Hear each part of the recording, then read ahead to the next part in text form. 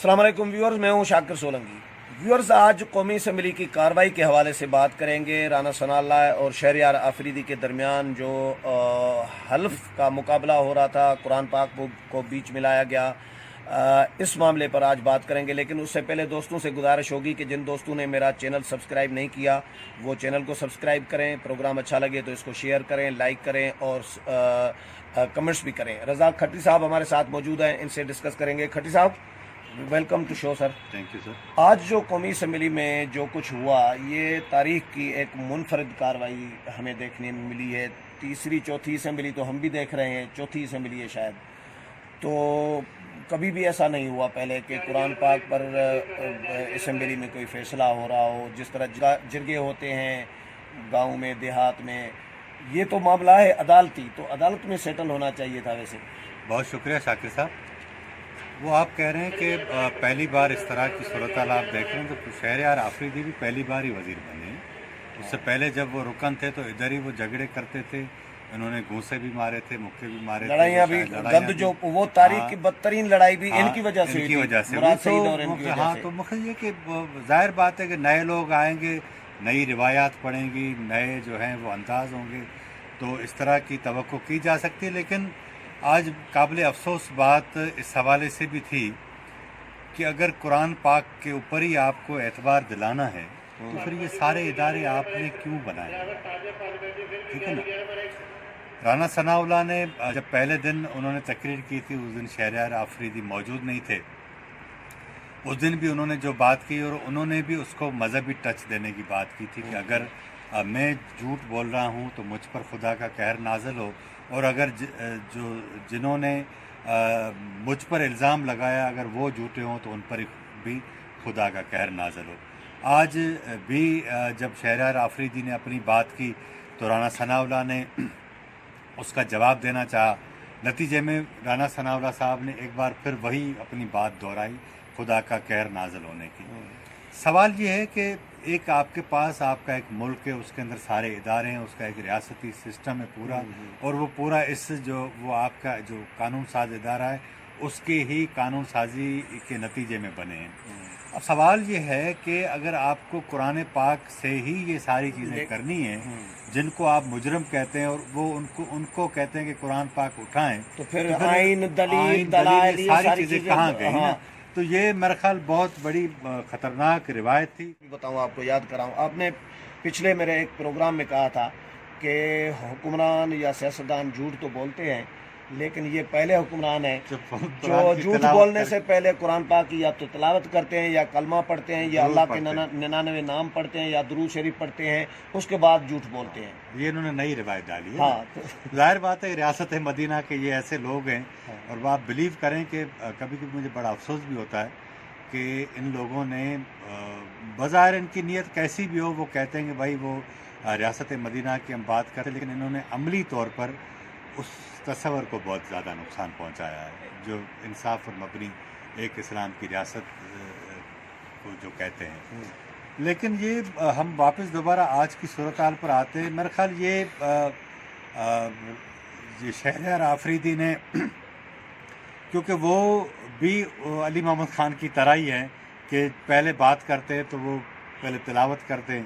اب مجھے یہ بتائیں کہ آج بھی وہ تلاوت کریں، لاکھ مرتبہ کریں، لیکن اس تلاوت کرنے کے بعد جھوٹ تو نہ بولیں نا۔ آج بھی انہوں نے کہا کہ بھائی میں یہ کوئی مجھے ثابت کر کے دے کہ میں نے کبھی جو ہے وہ حلف اٹھایا ہو۔ بھائی آپ جب کہتے ہیں، کون کہہ رہا ہے؟ علی محمد؟ نہیں، یہ آپ کے شہریار آفریدی نے آج کہا، آج تقریر میں۔ آپ مجھے یہ بتائیں کہ جب میں نے اللہ کو جان دینی ہے، یہ کیا ہے؟ تو یہ جب آپ اللہ کو جان دینے کی بات کرتے ہیں تو یہ حلف نہیں تو اور کیا ہے؟ یہ حلف ہی ہے۔ اب یہ ان کو کون پتہ ہے کہ میرا خیال وہ ہمارے پاس وہ جو ایک مختلف لطیفے مشہور ہیں کہ وہ بندے کو قرآن والی بات وہی آپ سر پہ رکھ کے اعتبار دلائیں گے کہ بات یہ زبان کی ہوتی ہے نا، کہ جب آپ اس طرح کا پہلی بات تو مسلمان ہیں، کلمہ آپ نے پڑھا ہے، آپ بات ایسی کریں جو آپ کی زبان سے نکلے تو وہ سچ ہونی چاہیے۔ سر جب آپ مسلمان کہتے ہیں نا تو اس کا بنیادی تصور یہ کہ جھوٹ بولنا ہی سب سے بڑا گناہ ہے۔ وہی نا، جب جھوٹ بولنا گناہ ہے تو قرآن اٹھانے کی ضرورت ہی نہیں ہے۔ اچھا، دوسری بات، آپ جس ایوان کے اندر بیٹھے ہیں اس کے اوپر 99 نام اللہ تعالیٰ کے لکھے ہوئے ہیں، آپ کہتے ہیں ان کی چھپر چھایا ان کے سائے تلے آپ جو بھی بولتے ہیں وہ سچ بولتے ہیں، لیکن جب آپ سچ ہی بول رہے ہوتے ہیں تو پھر آپ کو پھر اس قرآن چیز پاک کی اٹھانے کی ضرورت ضرورت کیا پڑتی ہے۔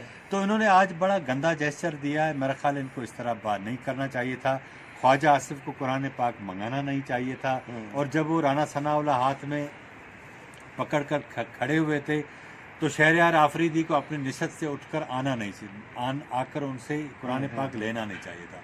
تو یہ دونوں طرف سے غلطی ہوئی ہے، اور دونوں نے جو ہے وہ، میں الٹیمیٹلی سمجھتا ہوں کہ وہ جو ہمارے ادارے ہیں، یہ جو ساری صورتحال ہے، ان کے اوپر بھی انگلی اٹھائی گئی کہ بھائی اگر آپ جو بھی بندہ قرآن اٹھا لے۔ اب مجھے یہ بتائیں کہ ہم فرض کر لیتے ہیں نا کہ وہ جس طرح دعویٰ کر رہے تھے شہریار آفریدی کہ بھائی وہ ہیروئن سپلائی کرتے ہیں، افغانستان سے فیصل آباد آتی ہے، فیصل آباد سے لاہور جاتی ہے، وہاں سے پھر ساری دنیا میں جاتی ہے۔ اب اگر رانا ثناء اللہ اتنا بڑا مجرم ہے، اتنا بڑا انسانیت کا جرم کرتا ہے، تو اس کے لیے قرآن پاک اٹھانے کی تو کوئی وہ ہے ہی نہیں، وہ تو 10 اٹھا لے گا۔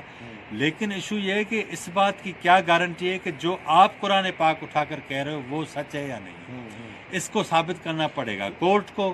اچھا، دوسری بات یہ کہ جن لوگوں نے پکڑا ہے، آپ ان کے بل بوتے پہ، ان کے کہنے کے اوپر قرآن پاک اٹھا رہے ہو، مجھے یہ بتائیں یہ کہاں کی؟ ان کو آج اس ایوان کے اندر لوگ کہتے رہے، ان کے رکن، کہ بھائی وہ اینٹی نارکوٹک فورس ہے، ان کو کہے نا قرآن اٹھائے، آپ کیوں اٹھا رہے ہو؟ شاہ سے زیادہ جنہوں نے پکڑا ہے، جنہوں نے الزام لگایا، اور آج آپ نے کلمہ پڑھ کے قرآن پاک کی حلف اٹھا کر کہا کہ میں نے اور وزیر اعظم نے رانا ثناء اللہ کے خلاف کوئی سازش نہیں کی، اگر سازش کی ہو تو اللہ کا قہر نازل ہو ہمارے اوپر۔ ٹھیک ہے بھیا، آپ نے سازش نہ کی ہو، آپ کو جو بریف کیا گیا ادارے کی طرف سے آپ نے تو وہ بتایا نا، لیکن آپ نے حلف کیسے اٹھایا تھا کہ میں نے اللہ کو جان دینی ہے؟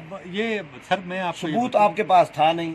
میں آپ کو بتاؤں، آج 1.5 سال ہو گیا ہے، لیکن کچھ لوگ کافی بہتر ہو گئے ہیں نا، تحریک انصاف کے، چیزوں کو سمجھتے ہیں، بولتے کم ہیں، کام زیادہ کرتے ہیں، لیکن کچھ لوگوں کو بولنے کی بیماری ہوتی ہے نا۔ یہ کون سے کام زیادہ کرتے ہیں؟ یہ تو نہیں، مقصد نہیں، یہ پی ٹی آئی بھی کام کر رہی ہے، پی ٹی آئی میں کچھ لوگ ہیں جو بولتے کم ہیں لیکن کام اپنا جو ان کا ہے۔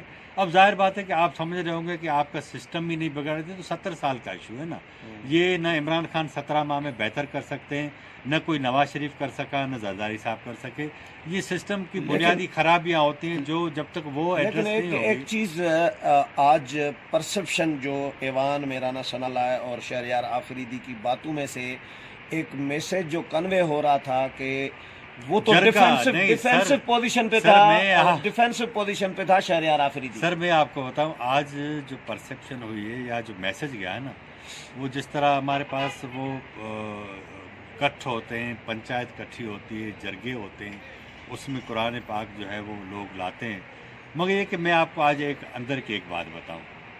ہوا یہ کہ جب یہ ساری صورتحال ہوئی اور پینل آف چیئر نے اجلاس 10 منٹ کے لیے موخر کیا، تو وہ ایک جو رکن تھا وہ کہہ رہا تھا کہ یار اب قرآن اٹھانے کی کیا ضرورت ہے، بچھاؤ انگارے اور دونوں کو گزارو ادھر سے۔ ٹھیک ہے، اس طرح بھی فیصلے ہوتے ہیں، فیصلے ہوتے ہیں ہمارے پاس سوسائٹی میں ہوتے ہیں، جس کے پیروں پر چھالے ہوں گے وہ جھوٹا ہوگا، جس پہ نہیں ہوگا وہ سچا ہوگا۔ تو ایشو یہ ہے کہ کیا اگر یہی روایتیں آپ کو برقرار رکھنی ہے تو پھر یہ پورا نظام، پوری ریاست، سارے ادارے اربوں روپے لوگوں کے اوپر خرچ کرتے ہیں، عدالتیں آپ نے بنائی، ایک پورا سسٹم بنایا ہے، ایک انویسٹیگیشن کا سسٹم ہے، آپ ساری چیزیں بنائیں، تو اگر یہی اس ایک جو پنچ ہوتا ہے اس کے ذریعے آپ کو سسٹم چلانا ہے، تو یہ میرا خیال ہے کہ انہوں نے اس سسٹم کے اوپر سے لوگوں کا جو اعتماد ہے، قرآن پاک کی تو بات نہیں ہے، میرا خیال ہے، مجھے لگ رہا ہے پی ٹی آئی کسی مشن پہ ہے کہ سسٹم سے لوگوں کا اعتماد، سیاست سے، پارلیمنٹ سے، جمہوریت سے وہ اعتماد جو ہے وہ خراب کریں۔ نہیں سر، مشن پر نہیں ہے، وہ اصل میں جہالت ہے، جانتے ہی اتنا ہے، جہالت ہے۔ ہاں، اصل میں یہ کیونکہ سیاست یا دنیا کے جو بھی کام ہے وہ آپ سیکھتے سیکھتے سیکھتے ایک بڑا عرصہ لگتا ہے۔ اچھا، لیکن یہ تو سیکھ بھی نہیں رہے، وہ تب جب آپ کا موڈ ہو نا سیکھنے کا، وہ آپ تب، وہ تو کہہ رہے ہیں ہم ہی عقل کل ہیں۔ جب بندہ اپنے آپ کو عقل کل کہے تو سمجھے کہ اس کے اندر عقل نام کی کوئی چیز نہیں۔ آج ڈیفینسو پوزیشن پہ رانا ثناء اللہ نظر آئے یا وہ شہریار آفریدی؟ میرے خیال رانا ثناء اللہ جذباتی بھی نہیں تھے، اور انہوں نے ایک ایک چیز بیان کی، انہوں نے کہا کہ بھائی ٹھیک ہے، آپ نے مجھے پکڑ لیا، جو الزام لگایا لگا دیا، لیکن سوال یہ ہے کہ ان 6-7 ماہ کے دوران جب آپ نے مجھے پکڑا تو وہ جو گروہ جو آپ کہہ رہے ہیں کہ اتنا بڑا گروہ ہے جو پوری دنیا میں فیصل آباد لاہور سے ہوتا ہوا ہیروئن پھیلاتا، اس کے 8-10 لوگ تو آپ پکڑتے، ان کا تعلق مجھ سے ثابت کرتے، ایسا بھی نہیں ہوا۔ تو ایشو یہ ہے کہ یہ بالکل رانا ثناءاللہ کے کیس میں ڈیفینسو ہو گئے۔ میں رانا ثناءاللہ کی وکالت نہیں کرتا۔ آپ کے پروگرام میں نے پہلے بھی اس دن کہا تھا کہ جتنی رونت ان 10 سالوں میں ان میں تھی رانا ثناءاللہ میں، ماڈل ٹاؤن کا واقعہ ہو یا اس طرح کے جتنے بھی ہوئے، ان کے منہ سے رونت ٹپکتی تھی نا، ان کے منہ سے غرور ٹپکتا تھا۔ لیکن کیونکہ اس بار جب جو صورتحال ہے تو اس میں آپ کو ایمانداری جو یہ ہوتی ہے کہ آپ جو حقائق ہیں ان کے ساتھ کھڑے ہوں۔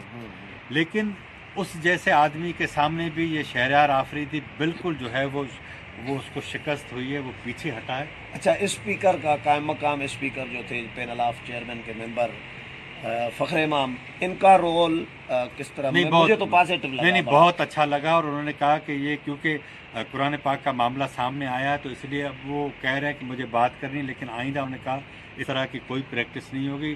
اور یہی سبب تھا کہ اس درمیان جو ہے وہ انہوں نے 10 منٹ اجلاس کی کارروائی بھی مؤخر کی۔ لیکن میرا خیال یہ ہے کہ اس طرح کی پریکٹس حکومت کو چاہیے کہ وہ نہ کرے۔